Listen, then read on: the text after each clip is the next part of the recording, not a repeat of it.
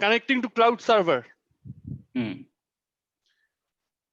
I put it into the record. Now you should be able to do that. Okay. So everybody is going to get a link. It will come to me and I will forward that to you. You can share that with the class participants. Class participants, I still did not get the list. No, that's in the Moodle. Definitely, we In the created Moodle. Okay. multivariate statistic class we created. Yeah. I'll show you maybe after class. Yeah, that is fine. So it is not necessary that like whoever registered those lists will be there after registration. Okay, there will be something. Actual final list you will get once the registration closes. I think it is 21st or 22nd the registration will close. That time we will get the final list. In between, they may send some list to you. Okay. But final list you will get 21st, 22nd. And this is like, you know, there could be student who would be just wondering to take the course, but they may not register for the course. So in the Moodle, the list I am going to get now is basically these students. So basically, students who are interested in your course, those are the people. They will be in the Moodle. Oh, okay. So they have to, I think they have to do something. The audit. Okay. Yeah, people who want to audit, they can just do it in the Moodle, and they don't need to basically register for the course. Okay, good. Then I can use this link every Saturday, and you can make me a co-host or something like that. In that case, I can record it and share the screen. Absolutely, yeah. Okay, great. Okay. Thank you. Bye.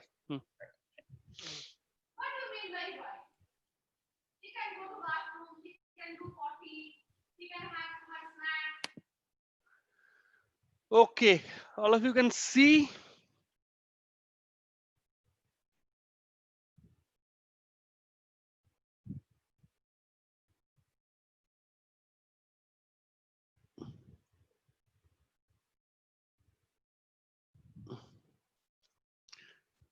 Can you see? Yes, sir. Okay, good. So the first idea is about the multivariate probability distribution. Okay. As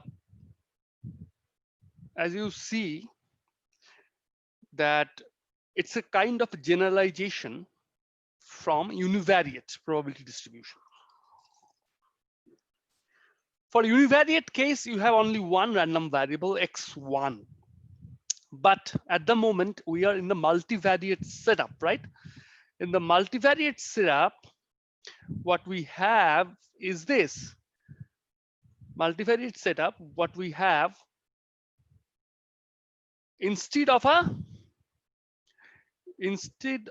a single random variable, what we have is this one, a multivariate, a vector, right? So a vector, I'm trying to see where is a pointer. Can you see me pointing out? Yes, sir. You can see my this pointer, right? Arrow.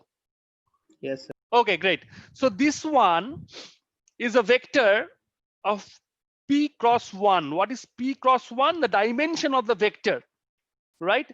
So the idea is this.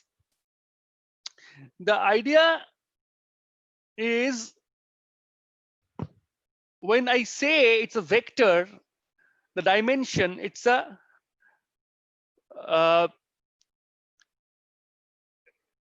x1, x2 up to xp. There are p random variables. We can say that this is a vector, random vector, okay?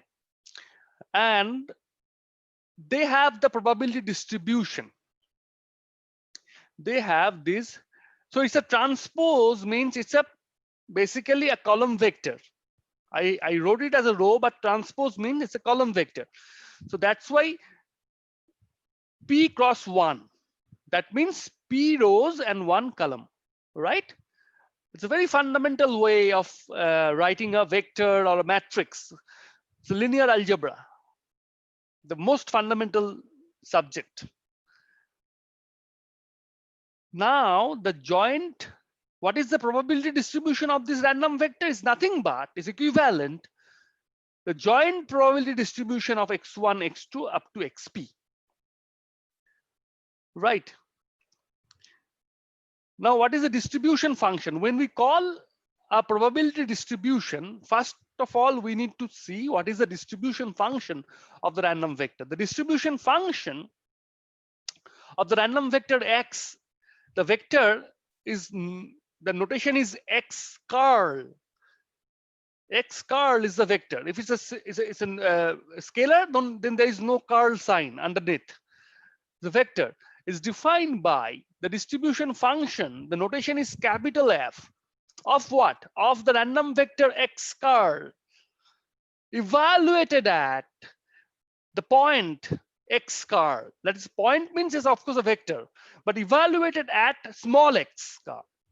How to define that?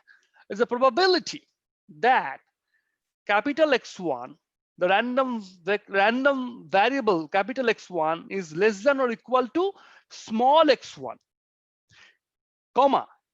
Comma means intersection. It's a joint probability distribution function. That's why comma, capital X2, the random variable capital X2 is less than or equal to small x2 dot dot dot capital XP less than or equal to small xp. I close the bracket here.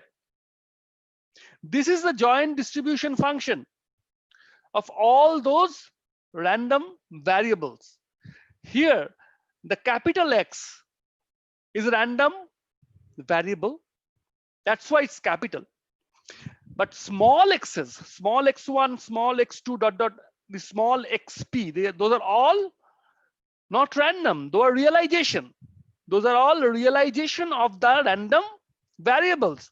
So small x1 is the realization of the random variable capital X1. Small xp is the realization of the random variable capital XP. You got my point? The distinction is very fundamental idea. What is a random variable and what is its realization? The difference between a random variable with its realization.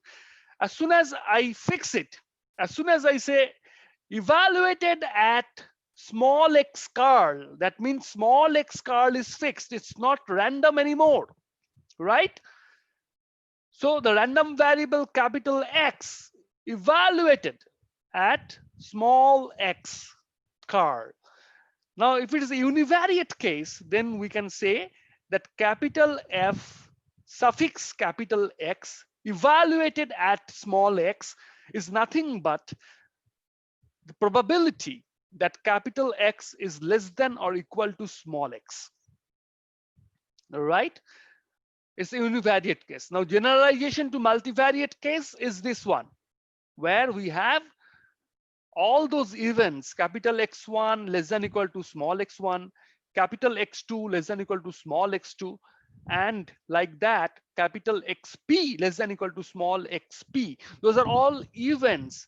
All are happening together because we want them as a joint probability distribution because they are multivariate setup. So it's a comma, means intersection. We don't write intersection, we only write comma here. So that's the I define as a distribution function of the random vector x curl. Good. Now, suppose we have to find the marginal joint distribution of x1, x2, dot dot dot xr, where r is less than p. So we have selected r random variables out of total p random variables. We want the marginal joint distribution of a subset. How is that? What we can do is that the full random vector x curl is this guy. x1, x2, xr is here, and then xp, right? So that I can write as a partition. This is called partition. I am partitioning the whole random vector x by into two parts. The first part is x curl superscript 1 in parentheses. This guy is nothing but x1, x2 till xr. That's why it's r cross 1. And the remaining components all together is x curl 2 superscript in parentheses. That is the notation, standard notation. This is the remaining vector, which is what is the dimension of this vector is nothing but the remaining one, p minus r cross 1. So this is called the partitioning of the random vector. Now we want the marginal joint distribution of the first part, this guy, x1, right? x1 means x superscript 1 in parentheses. So the marginal joint distribution I can write here is this. It is fx1, that is marginal joint distribution of x1 evaluated at small x1. By definition is this, right? x1 probability that capital X1 is less than or equal to small x1 dot dot dot capital XR less than or equal to small xr. We close the bracket here because it's a till r, right? What is that? It's nothing but this guy. So capital X1 less than or equal to small x1 till capital XR less than or equal to small xr, all commas. You can give intersection if you want, but here I am emphasizing that after xr, the next random variable is capital XR plus 1. So intersection capital XR plus 1 is strictly less than infinity. The random variable always strictly less than infinity. Don't write less than or equal to. Random variable is always strictly less than this infinity. Intersection dot dot dot intersection xp less than infinity, because those are random variables are always less than infinity. I am just giving them with all those. So these are all two same. This equals to this. And this is nothing but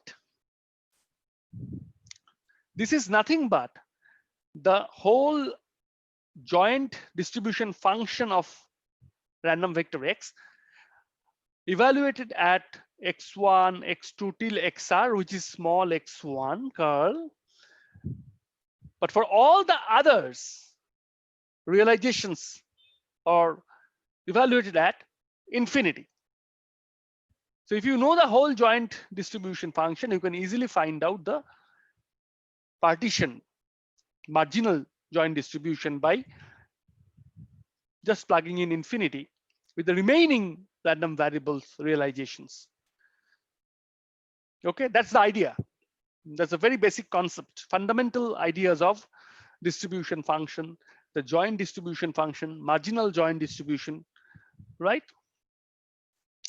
Now suppose if I restrict it that f, this capital S, f is absolutely continuous. I'm saying it's absolutely continuous because in that case we can say the derivative exists.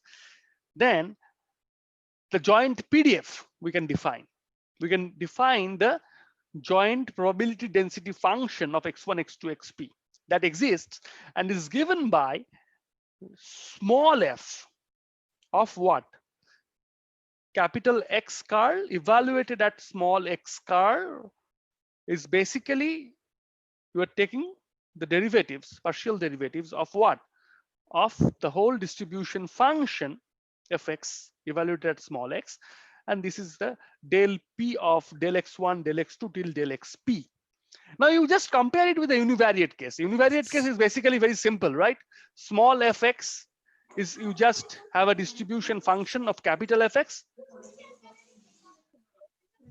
There is some noise. Can you please mute? Somebody's there?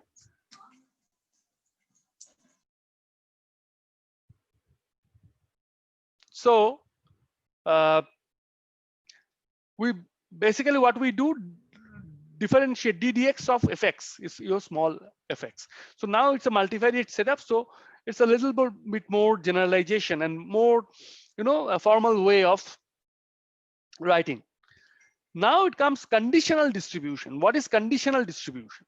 Conditional distribution of x1, x2 till xr given the remaining xr plus 1 up to xp is given by, that means I am defining the conditional distribution is like this. Your small f of the first part x of 1 given x2 evaluated of the first part. By definition, in the numerator you have the joint PDF, right, which is basically small f of x. But in the denominator will be your given part, this part, the density. So that's why we wrote it, which is nothing but this guy, right? And this is the conditional. I can, if you know the density function here, you can write it. If you know the density function of the this part, we can always evaluate it, and we'll see. Those are all fundamental definitions, and we will see how we will apply those things. Now, when it's independent, how we define independence? We define independence like this: x1, x2, dot dot dot xr, small r, is said to be independent of the remaining part, xr plus 1 dot dot xp, if this distribution function, the whole joint distribution function, can be written as the product of two marginals. The product of two marginals, if we can write it in this way, then basically what we can say that this part, this random vector x1, x2, xr is independent of the remaining part, xr plus 1 dot dot dot till xp. Okay, now this is the first introduction of multivariate probability distribution, and we are going to define a lot of stuff before we go to any problem where we need those things. Now, what is moment generating function in the multivariate setup? All of you know for univariate case, which is much easier. The moment generating function of random vector x is defined by, that's the notation, standard notation, capital M of suffix of x. So moment generating function of what? Moment generating function of the random vector x. It's a vector, so x curl evaluated at t, but still it's a vector. It's not a scalar anymore. So t curl. This is nothing but, we define it as expectation of e to the power t transpose x, right? T transpose x. Now the x vector is what? X vector is x1, x2, x3 dot dot dot xp. And what is your t vector? An auxiliary vector t. It is t1, t2 up to tp, right? In that case, t transpose x is nothing but summation tixi, right? Summation tixi are equal to 1 to p, where t is a vector of real constant. Now this I defined as moment generating function. There is another thing called characteristic function of the random vector x. Okay, characteristic function of x is defined by phi of x t, which is nothing but expectation of e to the power t transpose x, but before t transpose x, you have that imaginary I, where I is square root of -1, right? That's the characteristic function.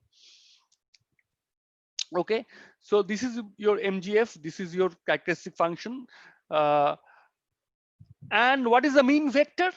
The mean vector is nothing but the expectation, as you know, that mean means expectation of the random vector x. And when you take expectation is a linear operator. So expectation of x1, x2, xp. If you do that, this linear operator tells you that expectation will be on each individual x's.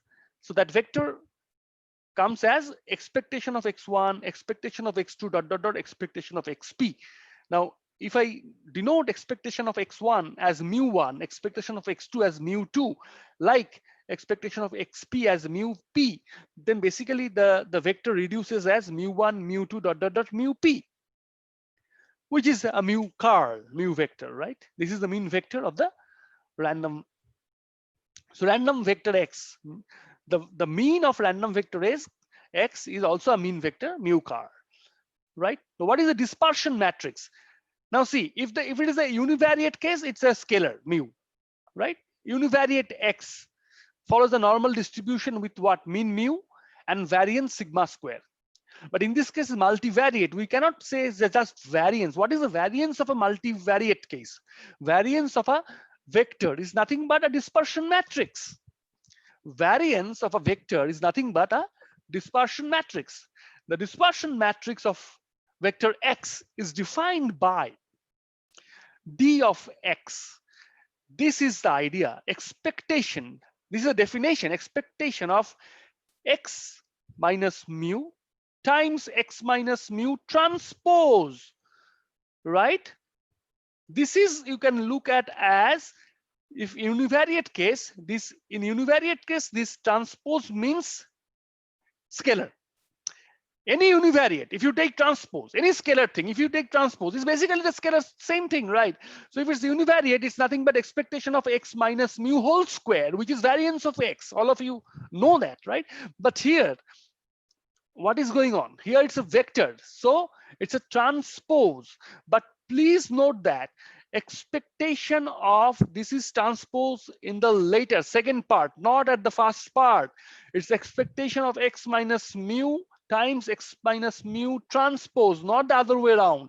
It's not expectation of x minus mu transpose x minus mu. In that case, it's basically, it comes out as a scalar, not a matrix. But here you see x minus mu is p cross 1, x minus mu transpose is 1 cross p. So basically it's a matrix, it's p cross p. If you look at that here, right, I am basically, what I am doing here, I am writing it explicitly. X minus mu vector is x1 minus mu 1, x2 minus mu 2 till xp minus mu p. So this is a column vector. So this is a column vector and this is a row vector, right? So in that case, x1 minus mu 1, x2 minus mu 2 dot xp minus mu p. Now if you do that, if you this vector multiplication, you basically will get a matrix, right? This is the matrix. This is, it looks like this. Expectation, the 1 cell, 1 comma 1, that is the cell, x1 minus mu 1 whole square. This is what? This is variance of x1. Now if you look at 1 comma 2, this cell, first row second column, x1 minus mu 1 times x2 minus mu 2. What is that? It's the covariance between x1 and x2, right? Like that, dot dot dot, last one, which is 1 comma p, that position of the matrix, that cell, x1 minus mu 1 times xp minus mu p. This is the covariance, expectation of this, right? Expectation, as I told you, expectation is outside, you can push inside, and for every component, every cell, you can say expectation, expectation, expectation. But the diagonals are all variance. So variance of x1, variance of x2, variance of xp, and off diagonals are all covariance, and it's a symmetric matrix. It's a symmetric matrix. So this is the main idea, where I can write is like that. Sigma 1 1 is nothing but the variance of x1. You can write sigma 1 square. Sigma 1 1 is sigma 1 square. Sigma 1 2, the notation of the covariance between x1 and x2. Sigma 1 p, covariance between x1 and xp, like that. So in that, where I can denote sigma ij is nothing but expectation of xi minus mu y times xj minus mu j, where I and j runs from 1 to p, where I equal to j, that means diagonals, these are all variances, and you can write sigma 1 square, sigma 2 square, dot dot dot up to sigma p square. But off diagonals are all covariances, and in that case it's symmetric. So sigma ij is same as sigma ji, right? So till that, we can have all those definitions and everything.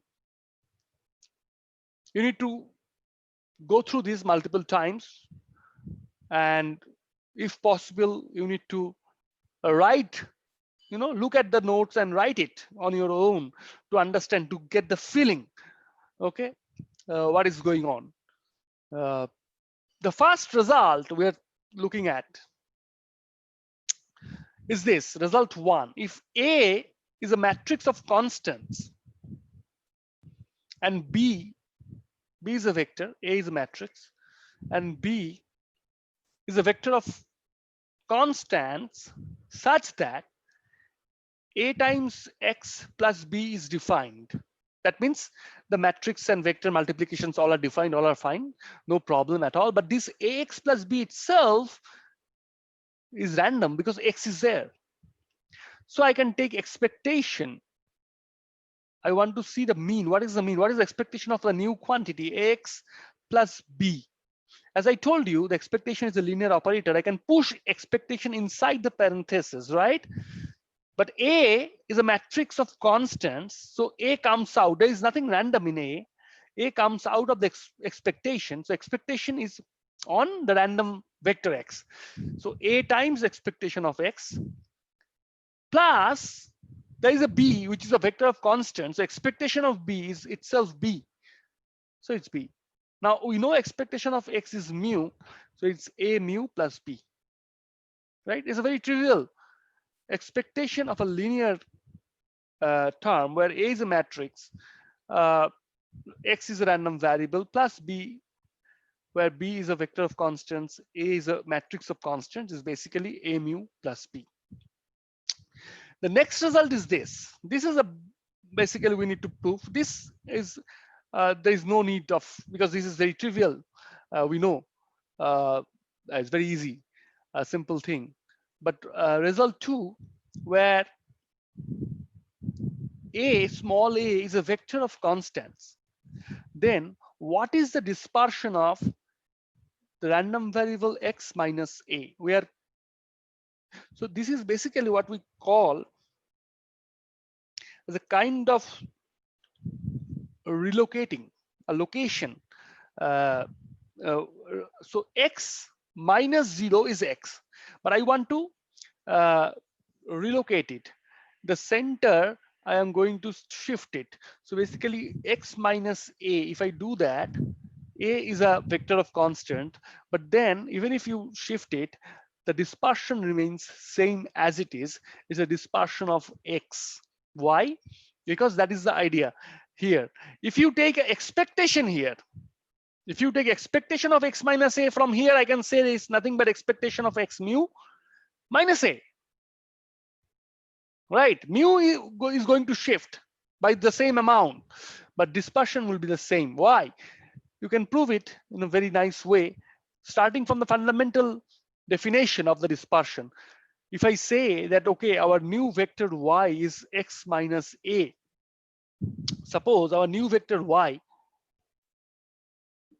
is X minus A, then what is the dispersion of y? The dispersion of y by definition is nothing but expectation of y minus ey times y minus ey transpose. Again, I saw many students, they write transpose here, not here. That's wrong.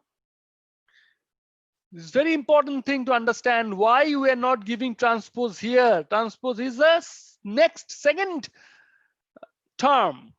It's a matrix, right? As soon as you give you transpose in the middle, the first term, it remains a scalar, right? It is a dot product.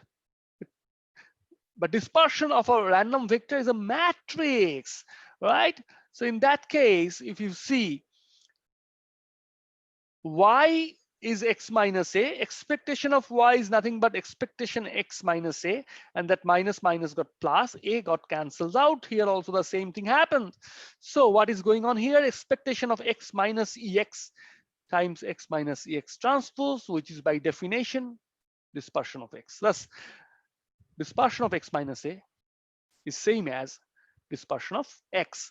So in that case, if you shift by amount A from the random vector X, the dispersion remains same, but the expectation, the mean shifted by the same amount, right? That's the understanding. Okay.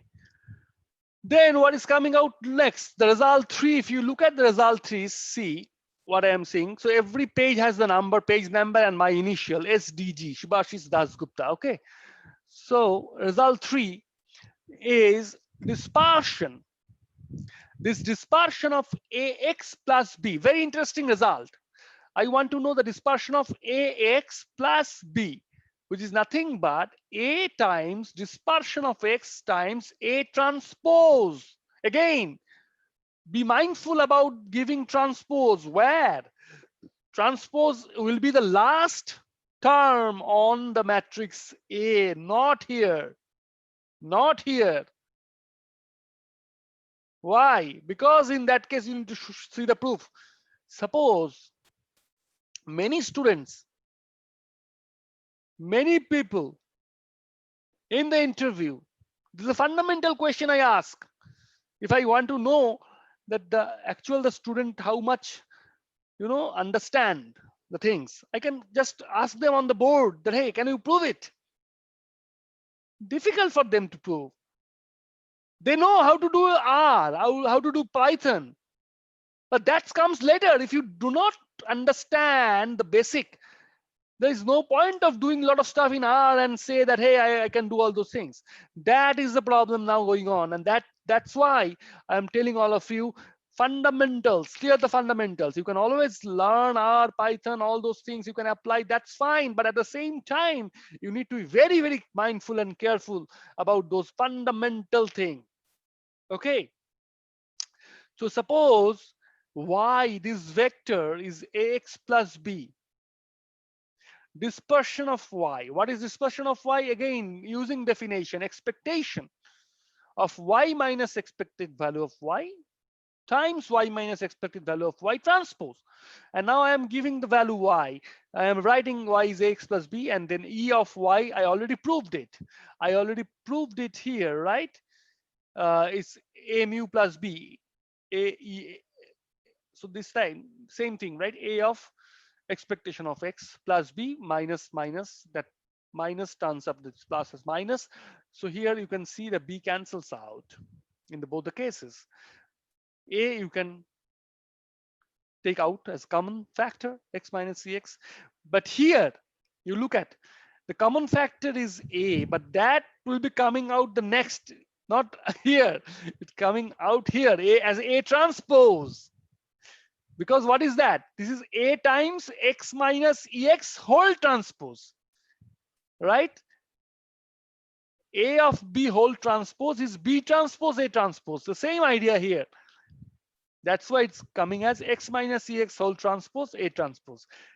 Now you can push expectation inside. A is a matrix of constant. It comes out of the expectation. So a times e of x minus ex, and this x minus ex transpose, and then a transpose. This middleman is our dispersion of x.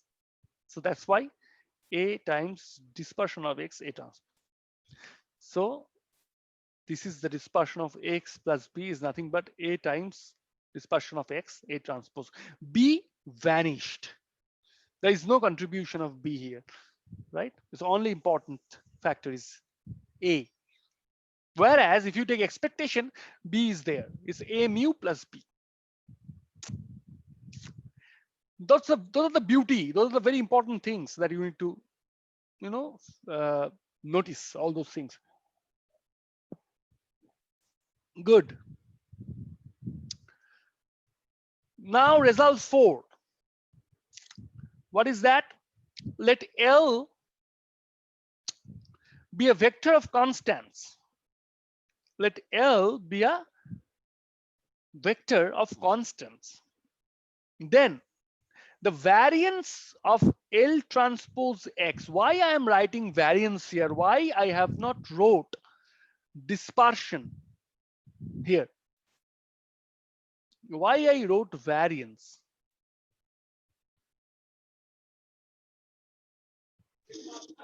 Sir, dispersion is possible in case of a matrix. Yeah. But variance is like for a additive term, like in this case, L transpose X. Very good, very good. So L transpose X, wonderful. L transpose X is basically a scalar, is a summation Li xi I runs from 1 to P. It's not a matrix anymore. So I am very particular about my notation, as I told you, right? It's a very, very systematic way of uh, giving the kind of a notation, right? Dispersion is for reserved for matrix. Variance is reserved for a scalar. But of course, matrix means random variable. Scalar means matrix means or vector, dispersion of a vector. Dispersion of a scalar means variance of the scalar, right?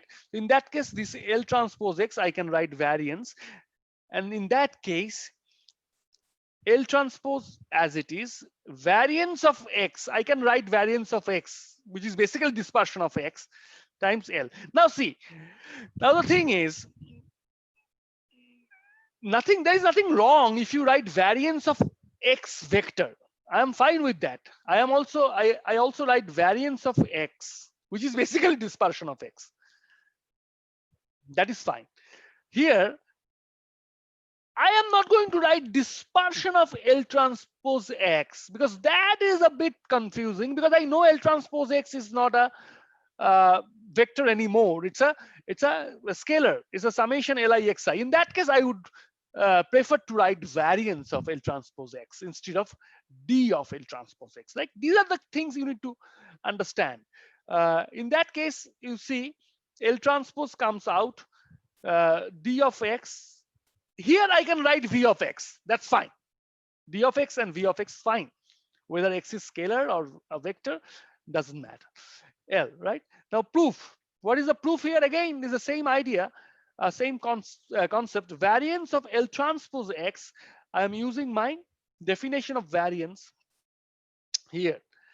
Now, expectation of L transpose X minus this mean, and this minus. So here L transpose X minus expectation of L transpose. So basically, what I did, I just used the generalization, the generalized definition.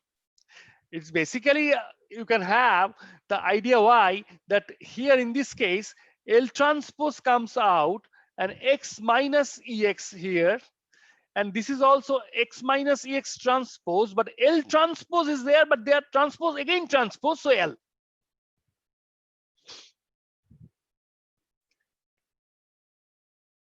And then X minus EX times X minus EX prime is your dispersion of X or variance of X. This L prime comes out because it's a constant, a vector of constant, and that L comes out of the expectation of this. Now, if you start from here, that L transpose X minus expectation of L transpose X square, you can write it also the same thing, right? Because that is a scalar thing.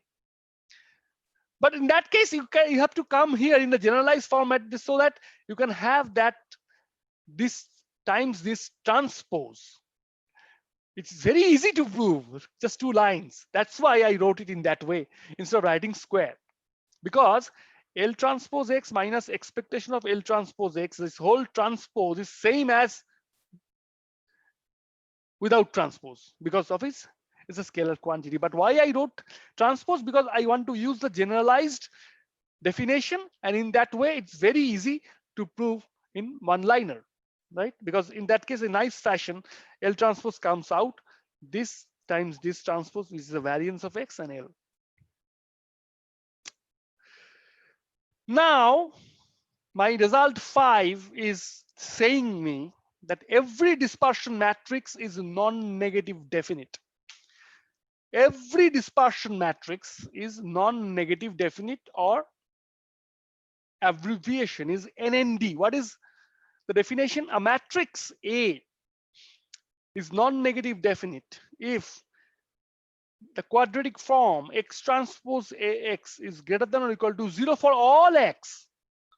For all X, right? That is a non-negative definite. What is the difference between non-negative definite and positive definite? A matrix A is positive definite if the quadratic from X transpose AX is strictly positive for all non-zero X, but it's 0 if and only if X is 0, right? So for example, x1 minus x2 whole square is a non-negative definite. So in that case, every dispersion matrix is non-negative definite, right? In that case, we can prove like that, and we can use the idea. Suppose dispersion of y is a vector p cross 1 is sigma. I'm writing sigma as a notation of a variance covariance matrix, which is p cross p. And to show sigma is non-negative definite, suppose small l, that's a vector of constant. Now we need to show that L transport sigma L is greater than or equal to 0 for all L, whatever L. I don't care, right? In that case, we can see that L transpose sigma L is nothing but the variance of L transpose Y, right? Variance of L transpose Y is L transpose sigma L, right? And variance, you know, are always non-negative for all L. So in that way, we can say that every dispersion matrix is non-negative definite. Another way, you can note that every non-negative definite matrix is a dispersion matrix. Sir, Yeah, tell me. sir, how every non-negative definite matrix is a dispersion matrix? So that you can note that every non-negative definite matrix is a dispersion matrix. In that case, we can say that's basically we can have the non-negative definite matrix, and we can show that it's a basic. Usually, we prefer always positive definite, but if we go through, we can have that non-negative definite matrix. We can say that is a dispersion matrix. It's just a note. It's not we are going to emphasize here. Okay, so just that. But the main idea is this: every dispersion matrix is non-negative definite. The special case we coming out here that suppose determinant of sigma is 0. Here p equal to 2. Why p equal to 2? Because it's just I am taking two random variables. Simplest case. Suppose determinant of sigma is 0. So that's what it means. Determinant of sigma means the variance covariance matrix determinant. Okay, that is 0. So I know that the diagonals are sigma 1 1 and sigma 2 2, and the off diagonals are sigma 1 2 and sigma 2 1. In that case, the determinant equal to 0. And I can write, as I told you, that sigma 1 1 is sigma 1 square and sigma 2 2 is sigma 2 square. But sigma 1 2, that's a covariance. I told you that covariance is nothing but the rho is your correlation coefficient between x1 and x2. And as you know that it's a how we define correlation coefficient, it's rho equal to what? In the numerator, it's covariance of x1 x2, and then the denominator is the square root of variance of x1 times variance of x2. In that case, what I can write my covariance term as rho times the denominator, which is sigma 1 and sigma 2. Sigma 1 is standard deviation of x1, sigma 2 is standard deviation of x2, right? So in that case, I can write like that, and then determinant 2 cross 2, I can write that sigma 1 square times sigma 2 square minus rho square sigma 1 square sigma 2 square, right, equals to 0.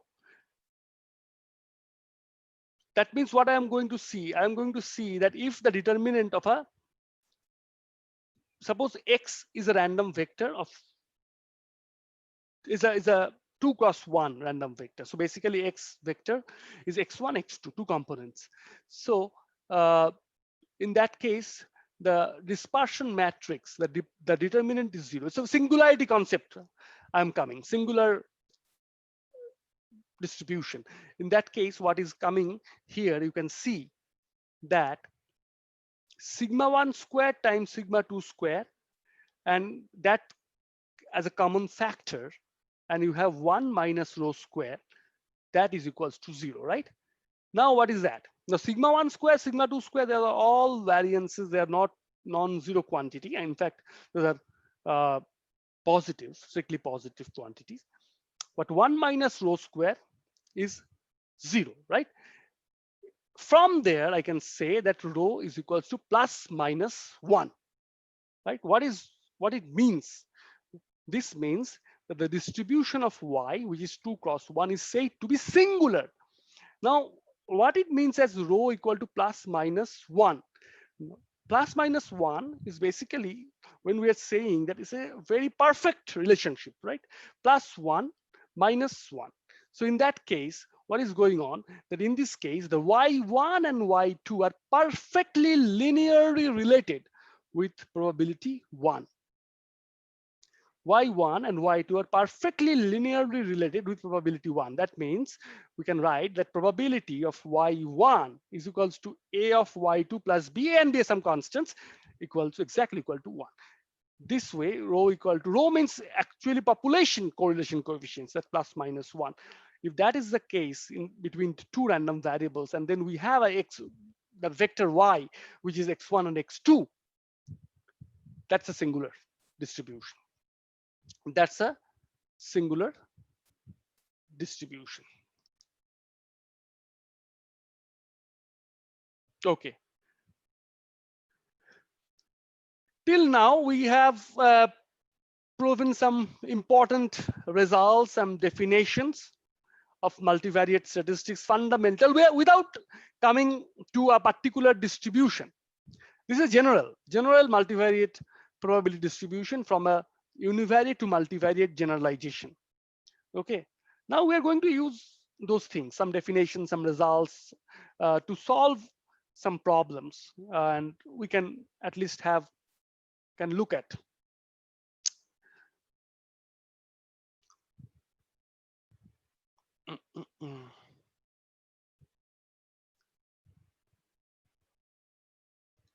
Our first problem is this. Show that if in a p-variate distribution, all the correlations rho ij, I not equal to j are equal to rho, then this rho has a lower bound is always bigger than or equal to minus 1 over p minus 1. What it means? It's a very important problem actually.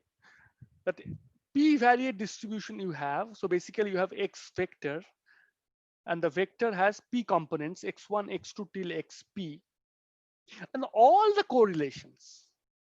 That means you have a correlation. So you look at your dispersion matrix, and all the off diagonals are your correlations of covariance. But basically, you can say if you look at the correlation matrix, then all the diagonals are 1, right? And all the off diagonals are rho ij's. And suppose somebody is saying you that hey, all those off diagonal correlations are equal to rho. So what is your final correlation matrix? Your final correlation matrix, all the diagonals are 1, all the off diagonals are rho. Then how can we prove that the rho, that common correlation coefficient,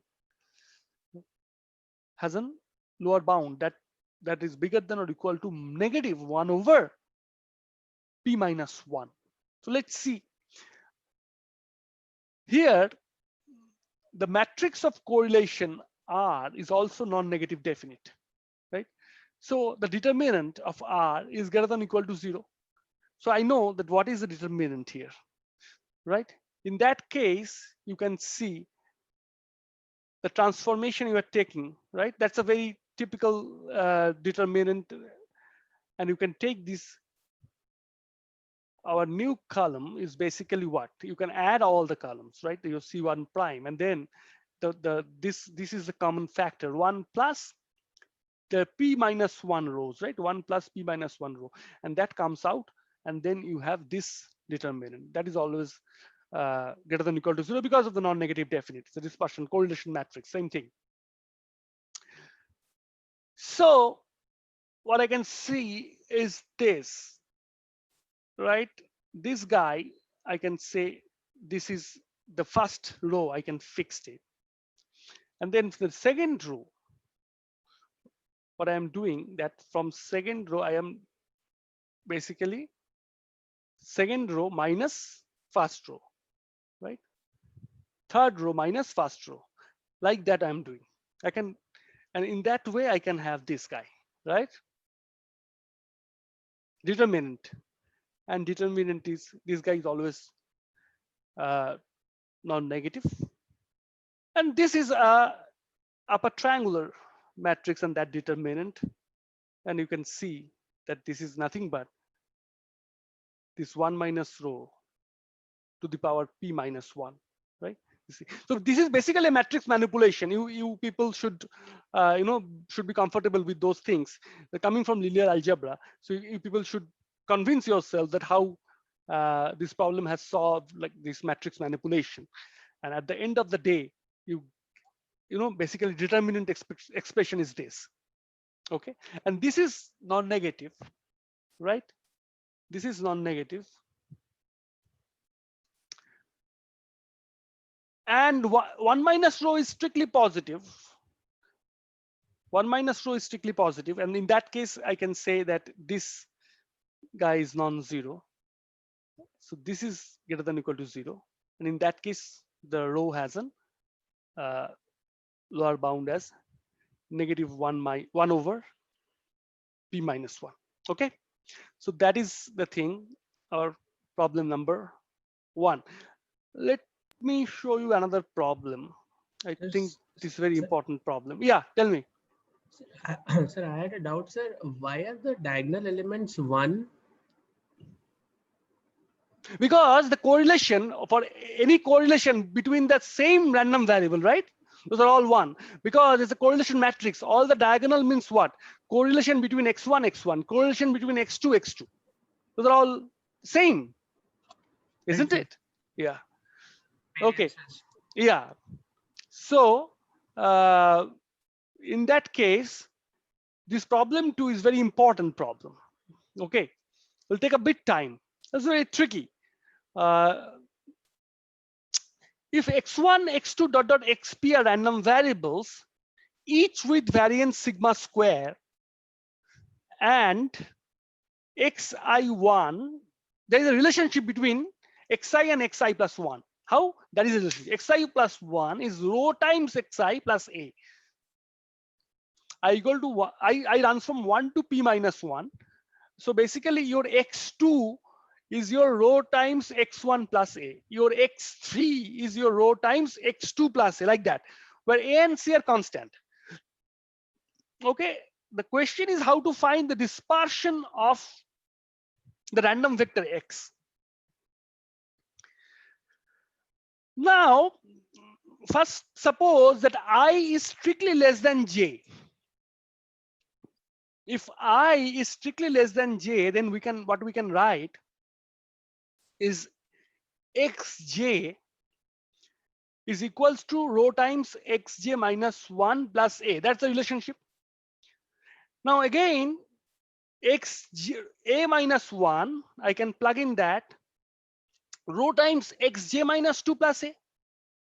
So what is the ultimate expression? Rho square xj minus 2 plus rho times a plus a. In that case, I can see that the xj minus 2, what is that? Rho times xj minus 3 plus a. I'm plugging is iterative procedure, right? So in that case, I can see that this line, rho cube times xj minus 3 plus rho square a plus rho a plus a. I'm going like that. I'm going like that. So that's why dot dot dot dot. You see the last equality, and you see this. There is a similarity where it's rho cube is xj minus 3. So if I go like that, I can say that where it is xj minus I can have rho times I. Plus, I can take a factor common. And in this case, I can get rho times I minus 1 plus rho times I minus 2 plus dot dot dot plus 1. This expression. Since I already said that I is less than j, so this is fine. Xj minus I is defined. Okay.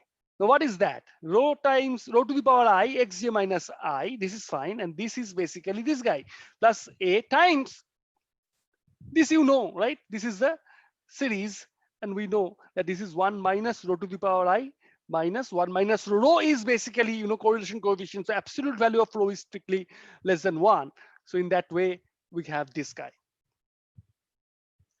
So I can write my xj like that. See, this is xj. This is xj. Now, if I replace my I by j minus I, just replace your I by j minus I. If you do that, replace your I here by j minus I. In this case, you can also see that rho to the power j minus I, x of j minus I plus a, 1 minus rho to the power j minus I, 1 minus rho. In that case, you have rho to the power j minus I. Here, j cancels out xi plus a times 1 minus rho to the power j minus I over 1 minus rho. So xj I can write like that. So what is the covariance between xi and xj in this case? This covariance between xi and xj is nothing but rho times j to the power I. Covariance of xi is variance of xi, which is sigma square. And this is basically a constant. So covariance of xi xj is rho to the power j minus I sigma square, where I is less than j. Similarly, the same idea, covariance of xi xj is rho to the power I minus j times sigma square, where I is bigger than j. So what we can write in general, that what is the covariance structure? The covariance structure is xi comma xj is nothing but rho to the power absolute difference between I minus j times sigma square for all ij runs from 1 to p. That is the covariance structure I can write. So in that case, what I can write here, the dispersion of x is nothing but, this is a matrix notation. The element is sigma ij. The double parenthesis is the matrix notation. This element of that matrix is sigma ij, where sigma ij is nothing but sigma square times rho to the power absolute difference of I and j for all ij. There is no restriction now. Runs from 1 to p. Okay. So I'm stopping here. So we will be starting next week. We'll be starting the other things. We have some more for the lecture 1, and then let's see. Okay. Any question? You have to go through those things. I will try to upload that. Let's see if I can get that. I need to talk to Shodish. Then you go through each and everything, each and every steps. Okay, and then we will continue from here next week. Okay. Sir, in the first problem, that 1 plus p minus 1 into rho, how did it come, sir? Which I one? missed. In the first problem, previous problem. This one? Yes, sir. 1 plus p minus 1 into rho, how did that factor out? I missed that. Okay, so that is basically this I wrote, that C1 prime, the first column, I am defining my new column. C1 prime is a sum of all the columns. So this is your original matrix. What I can do is a matrix manipulation. I can write, so this determinant is non-negative, but what I am doing here, I am adding all the columns. So 1 plus p minus 1 rho, that is my first. So this first column is basically, the determinant will be same. The matrix I can manipulate, but the determinant is same. So that's why 1 plus how many remaining p minus 1 rows. Again, here also, how many rows are there? P minus 1. So 1 plus p minus 1 row, like that. So all the first column entries are 1 plus p minus 1 row. That I can come out, and 1, 1, 1. Yeah, got it. Okay, I think first day already a lot of things we can stop here. Okay, anything else? Yeah, sir. Am I audible?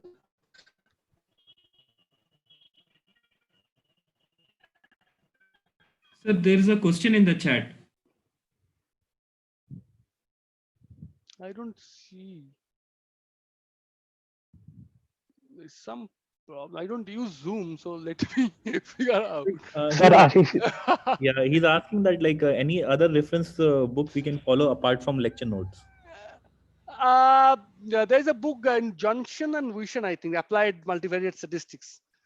I think if you go to the syllabus, you can see CMI website, the syllabus, they have that references. Mainly lecture notes, but Junction and Vision, you can follow if you want. You can see the the book chapters and what they explain there. But in the books, usually there are a lot of stuff. So what I am going to teach the main important concepts and important things. So mainly lecture notes, but always you can refer books. Okay. Sir, there is another question on the next week timing, whether it is 2 o'clock or 2:30. No, it's all 2 o'clock, from 2 to 3:15, and then from 3:30 to 4:45. Okay, it's from 2 o'clock, right? Shodish is here. Shodish, isn't it? It's from 2, right? Like we started at 2 o'clock. Okay, sir. Actually, in the Moodle, it was written as 2:30. That's why this question was asked. Moodle, it was written 2:30. Yes, sir. I'm not sure. Not in the not in your initially, like when the course. Oh, initially. When the course was created, that time it was written 2:30. Okay. Let me see if I can edit it. I can edit it. Okay. So the timing is 2 to 3:15 and then 3:30 to 4:45. But basically, you see 2 to 5. That is the time. In between, we can take a break and then it's fine. Okay. Anything else?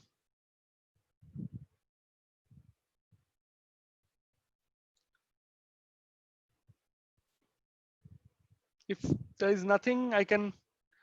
So recording is going on. If I stop recording at the moment, let's see, I will get something. But if I get something to store in my laptop, that will be difficult.